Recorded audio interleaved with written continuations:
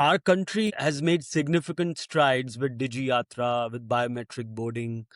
From a systems architecture standpoint, how mature is India's biometric travel identity infra compared to what you have seen deployed across APAC? And what's the one technical or political or some other hurdle still standing between us and frictionless international travel?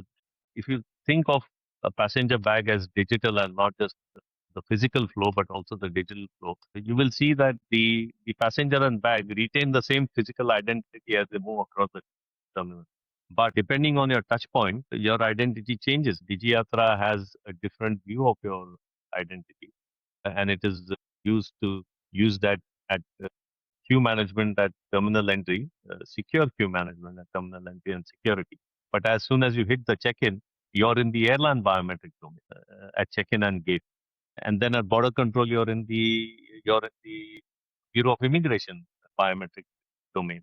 So in that sense, and that is where the friction comes because you're handing over that same passenger over to different systems where the passengers have to once again go through an identification and processing.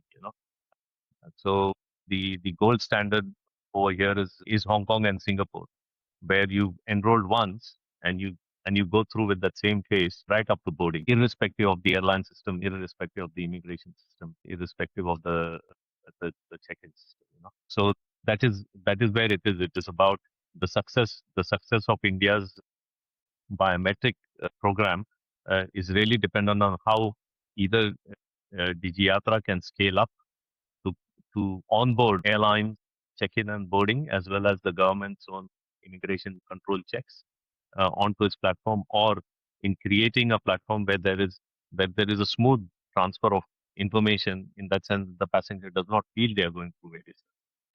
Can you share an example from an airport in India or maybe APAC where a relatively small systems change could be in gate allocation, stand allocation, turnaround management, wherever, produced a fantastic impact on OTP, on passenger experience? Yeah, and I guess I'll give you the same example of passenger processing. So it's not just a system change, but combined with a process change and with the combined effort from airport, airline, and government, has changed the concept of passenger flow and processing across some of the airports in APAC with the introduction of technologies such as biometrics in the recent years. Now, biometric is one technology, but the process change, the required behind, and the collaboration amongst all the players, which is airport, airline, and government, is very crucial.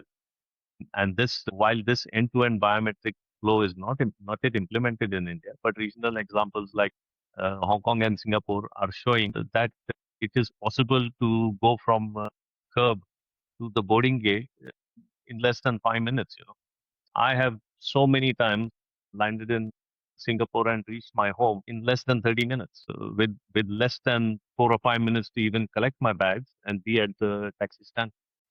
So yes, so that is where there has been the biggest change. It's a biggest change not only in terms of the airport's efficiency, its capacity to handle passengers, but also in terms of the customer passenger experience, the happiness that one feels, the relaxed way of flow that you can see when it's an end to end biometric processing.